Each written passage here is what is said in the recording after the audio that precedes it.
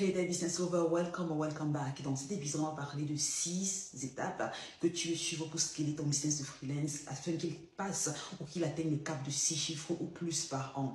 C'est une vidéo qui a été inspirée d'une conversation que j'ai eue récemment avec quelqu'un qui me disait écoute Jolie, ça fait un moment que je fais des trucs de freelance, mais j'ai du mal à générer des revenus récurrents, j'ai du mal vraiment à atteindre les 100 000 euros de chiffre d'affaires. Qu'est-ce qu'il faut que je fasse pour y arriver? Et c'est vraiment 6 étapes que j'ai implémentées comme ça par hasard qui m'ont mis aujourd'hui où j'avais un business de freelance qui a généré plus de 6 chiffres par an et qui le fait depuis littéralement 2021. Donc, je sais ce qui est requis pour que ça arrive. J'espère que ces différentes étapes permettront également d'accélérer ton succès en tant que freelance. Donc, la vidéo est parfaite pour toi. Si tu es un freelance, tu es auto-entrepreneur, tu es coach, tu es consultant, bref, tu offres un service ou un business en ligne et tu as vraiment du mal à avoir des clients de façon récurrente, tu as du mal à avoir une profitabilité qui est saine ou des marges de profit qui permettent justement de te sentir épanoui, de te sentir vraiment confiant dans l'activité que tu as lancée. Parce que souvent, on est un entrepreneur, c'est très beau de devenir entrepreneur, de lancer un business, mais il y a une grosse différence entre un entrepreneur qui a un business et un entrepreneur qui a un business qui génère des revenus récurrents, qui permet de prendre soin de lui et de sa famille. Parce que beaucoup de personnes qui ont un business ont du mal à joindre les deux, ont du mal à payer les factures à la fin du mois parce que le business qu'elles ont ne génère pas assez d'argent pour les soutenir leur famille. Donc cette vidéo est vraiment partie pour un de ceux-là qui s'est lancé, qui a vraiment du mal à faire que la chose décolle vraiment pour toi. Ou du moins, ça décolle, mais tu sais que tu peux aller tellement plus haut et tellement plus rapidement si tu as les bonnes stratégies.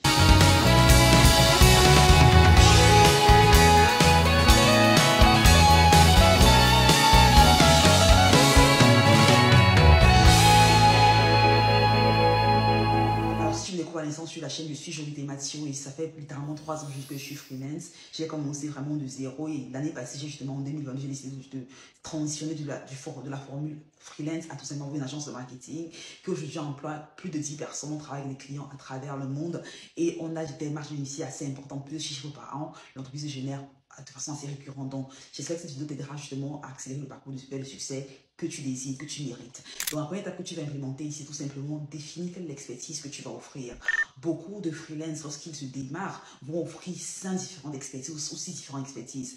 Forcément, si tu offres différentes choses, tu auras du mal vraiment à être positionné comme un expert dans un domaine. Donc, je te conseille fortement de choisir un maximum 2 domaines sur lesquels tu vas vraiment te positionner à avoir vraiment une expertise qui est clair. Et tous les domaines ne se valent malheureusement pas. Je dis toujours, c'est important d'investir dans acquérir des compétences en demande parce que la compétence X peut être intéressante pour toi. Tu peux positionner la compétence X et si la compétence en question n'est pas bien valorisée par le marché, tu auras du mal à facturer les prix élevés pour la compétence en question. Donc la façon la plus rapide de générer 100 000 euros plus par an en tant que freelance, c'est tout simplement d'assurer que la compétence que tu offres est vraiment en demande. Alors une compétence en demande, j'en ai parlé déjà, c'est une compétence qui va permettre que tu gagnes au moins 10 000 euros par mois grâce à la compétence en question, juste avec la compétence en elle-même. Il y a plein de compétences qui permettent d'atteindre ce niveau-là, telles que social media manager, software engineer, programmation de software, copywriter, social media, gestion de publicité en ligne. Il y a tellement de compétences. J'ai fait une vidéo récemment dans laquelle je parlais justement des compétences on demande qui sont les mieux rémunérées. Donc, je te conseille fortement de regarder la vidéo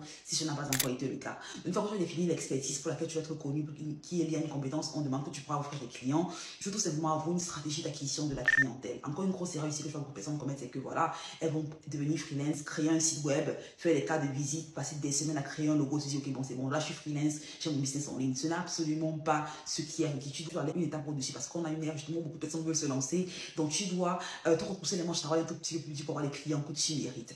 Et pas travailler plus dur, c'est aussi travailler de façon plus stratégique ici. Ça va tout simplement veut dire qu'on aura une approche aussi bien proactive d'acquisition de la clientèle qu'une approche également passive. L'approche proactive va tout simplement consister ici tout simplement à définir déjà quel est le client avec lequel on veut travailler, quel est son revenu, dans quelle industrie est-ce qu'il opère, où est-ce qu'il est basé, quelles sont ses frustrations, ses désirs, ses émotions par rapport aux services qu'on va lui offrir. Parce que plus on est clair autour de qui avec ce qu'on veut travailler, plus on a une facilité à le trouver en ligne. Dans le monde déjà, d'accord, je suis freelance, j'ai une expertise que j'offre, c'est parfait, mais qu'est-ce que j'aimerais faire également travailler, qui est mon client idéal. Une fois qu'on identifie qui est son client idéal, on va tout simplement passer du temps, parce que on a passé déjà son temps. Ça veut dire des groupes Facebook, des groupes LinkedIn, des groupes sur Clubhouse, bref, où est-ce que ton client idéal passe clairement son temps présentement et comment est-ce que tu peux aller dans le même environnement pour le contacter, lui dire écoute voilà ce que j'ai à offrir, est-ce qu'on peut travailler ensemble. C'est très important d'avoir cette approche proactive là pour tout simplement faire que les clients viennent à nous et pas forcément qu'ils nous trouvent d'une façon ou d'une autre. On veut vraiment aller vers eux.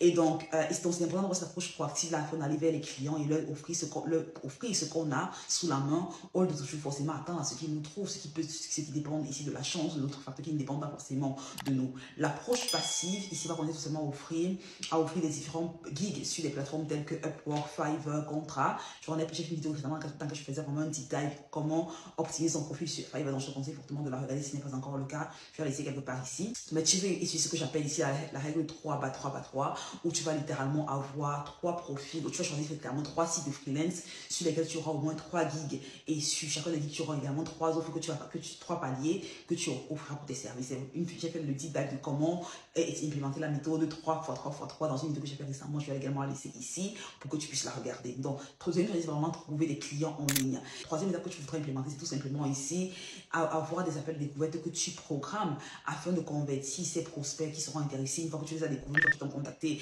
sur les sites de freelance ou à travers l'approche proactive que tu as implémentée, tu vas avoir des appels découvertes afin justement de les convertir de prospects en clients en leur expliquant clairement la valeur que ton service pourra leur apporter. C'est très important ici que tu comprennes que les personnes honnêtement emploient des freelance ou emploient n'importe qui pour résoudre des problèmes. Donc, quel problème est-ce que tu vas permettre à ton client de résoudre? Comment est-ce que ton expertise permettra qu'il ait une vie plus facile, plus simple et qu'il ait peut-être plus d'argent qu'il va générer derrière? Donc, l'appel de découverte, c'est vraiment des appels que tu vas passer sur Zoom, par téléphone, pour justement expliquer à ton client éventuellement comment est-ce que tu vas l'aider concrètement à atteindre l'objectif qui s'est fixé grâce à ton expertise. Donc, à l'issue des appels de découverte en question, tu as l'étape 4 qui va consister seulement ici à envoyer des devis à tes clients. Donc, un devis, c'est littéralement un résumé de l'appel de découverte où tu lui dis, écoute, voilà ce dont on a parlé, voici les différents prix que je peux t'offrir pour la compétence en question. Et lorsque tu envoies le devis, je conseille fortement à mes mentis de tout simplement le faire à 3 étapes, à trois échelons, tout simplement, un devis à 3 paliers. Ça veut dire que tu auras l'offre small, medium et grande. Et tu auras l'offre beginner, ou tu auras l'offre starter, VIP et premium. La raison pour laquelle tu veux avoir 3 paliers d'offres, c'est que tu veux tout simplement permettre à ton client de choisir l'offre qui est la plus intéressante pour lui, tout simplement éventuellement maximiser le revenu que tu vas générer par client tous les mois. Ça veut dire quoi? Si tu as par exemple une offre que tu envoies à ton client, tu dis que voilà, mon service c'est 1000 € par mois, c'est ce que je charge et tout, c'est ce que je facture. Bon, là, le client peut soit dire ou non. Donc, s'il a le choix entre 3 différentes offres, donc je peux facturer 1000 € pour ce service, 1500 pour cet service, peut-être 2600 pour cet autre service pour l'offre premium, il peut justement se dire quelle offre me correspond vraiment. C'est donc quand tu vas au Starbucks, quand tu vas au McDonald's par exemple, au fast-food, la plupart du temps, ils ont des offres de services à 3 paliers. On dit, ok, on a le burger en version small, version moyenne, version grande, où on a les jus en version, voilà, les versions small, pareil, small, medium et grande. Parce que le vendeur sait qu'au final, il veut que tu achètes la version medium, ils offrent vraiment la version small, que tu considères probablement trop petit, la version grande, et que tu considères probablement trop grande. Tu vois, ça c'est juste pour les gourmands. Donc, tu fais pareil pour toi.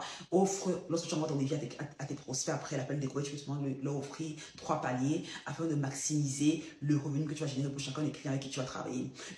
Un conseil que je recommande, c'est évidemment d'avoir des services que tu factures par mois. Trouve une expertise dont le client aura besoin tous les mois afin d'éviter de devoir chaque fois courir vers de nouveaux clients, afin d'éviter de toujours devoir, tu vas être à la chasse à la quête de nouveaux clients. Avoir un service qui est récurrent te permettra d'avoir de fidéliser quelques clients que tu as avec qui tu seras tous les mois, qui permettront d'avoir des revenus également récurrents que tu génères sans avoir travaillé plus dur. 5e étape, forcément, c'est l'étape la plus importante, c'est délivrer le service pour lequel tu as été employé. Ça veut dire si on t'a pris pour des services de copywriting, peu importe ce que c'est, tu veux tout simplement que le client avec qui tu travailles soit satisfait. C'est très important. Si le client est satisfait, il peut t'en apporter 2, 3, 4 autres. Tandis que s'il n'est pas satisfait du tout, non seulement tu perds ce revenu récurrent que tu avais déjà sécurisé, mais en plus, tu manques justement la possibilité de demander des recommandations au client en question. Ce qui m'amène ici à l'étape numéro 6, qui est tout simplement ici de demander des recommandations.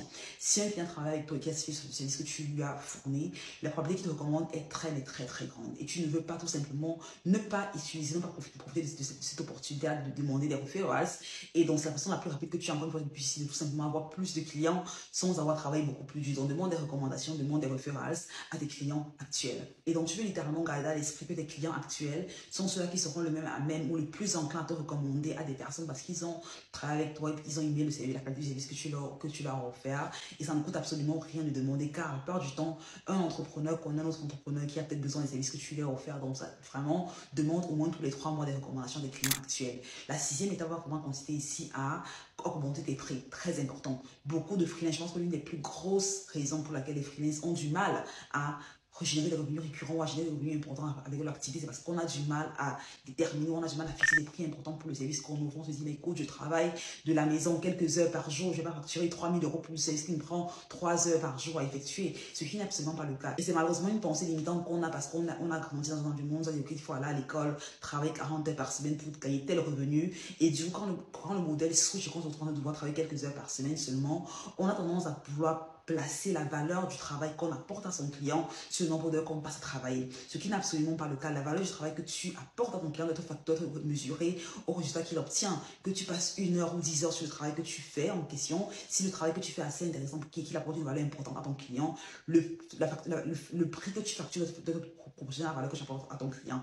J'ai vu des freelances qui facturaient 150 €, 200 € pour des services qui méritaient littéralement 2 000 €, 3 000 € par mois pour la même compétence, pour la même expertise en question. Et c'est parce qu'ils ont des pensées limitantes autour de ce qu'ils peuvent facturer, autour de ce qu'ils peuvent demander pour leur expertise. Donc demande-toi concrètement quelle est la valeur que mon service apporte à mon client, quel est le revenu que ce service, cette activité va générer à mon client. Plus le revenu, plus la valeur sera importante et plus tu pourras facturer des prix importants également derrière. Donc tous les 3 mois, normalement, je te conseille fortement d'augmenter des prix d'au moins 20%. Si tu as un freelance, comme je recommande toujours, qui investit sur soi, qui se forme, qui suit des formations, des trainings, qui travaille sur des compétences et surtout qui acquiert des compétences en demande afin d'apporter plus de valeur à tes clients. Il n'y a pas de raison que tes prix n'augmentent pas au moins tous les 2-3 mois. Donc 20% d'augmentation, c'est ce que je recommande à mes mentis au moins tous les 3 mois afin d'être sûr que leur expertise, leur compétence est justement en accord avec ce qu'ils apportent à leurs clients, que leur compensation au final est en accord avec ce qu'ils apportent, en accord avec la valeur qu'ils apportent à leurs clients.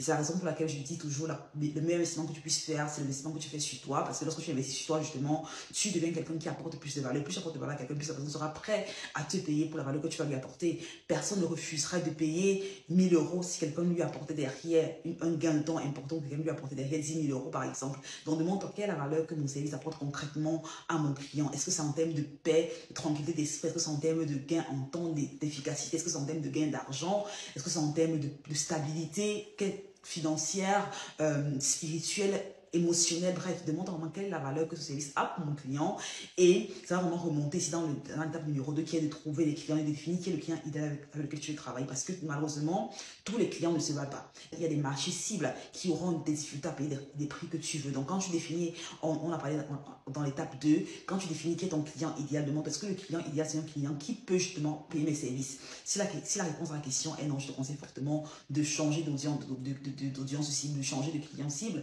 et d'aller vraiment vers une audience de personnes qui peut justement payer les services que tu as offrir.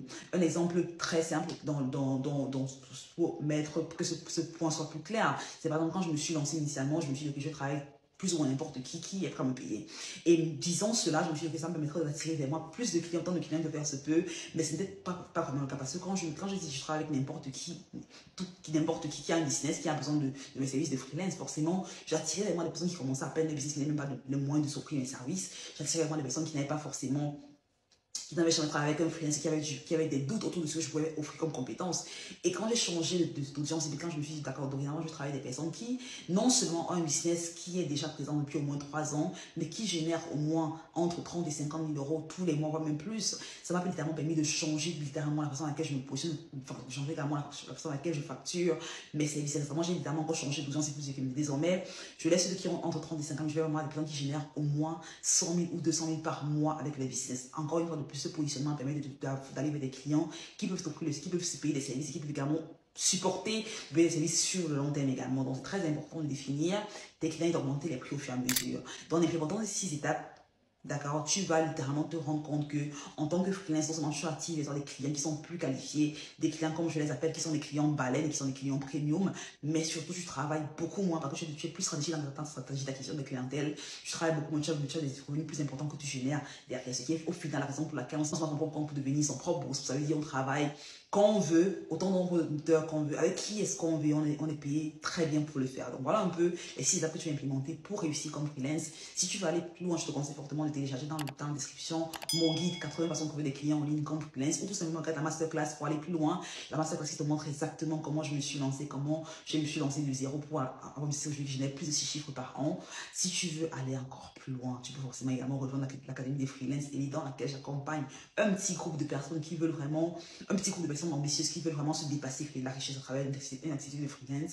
Le lien pour postuler et pour s'enregistrer à l'académie de freelance était dans la description. Mais si vous avez la vidéo jusqu'à la fin, je vais la valeur sur laisser un gros pouce up. Si tu as des questions, laissez-moi en commentaire. Je me ferai un plaisir de te répondre en commentaire dans une vidéo prochaine. Ton attention, mon or, prends soin de toi. Jusqu'à la prochaine vidéo, je te souhaite une excellente journée, une excellente vie.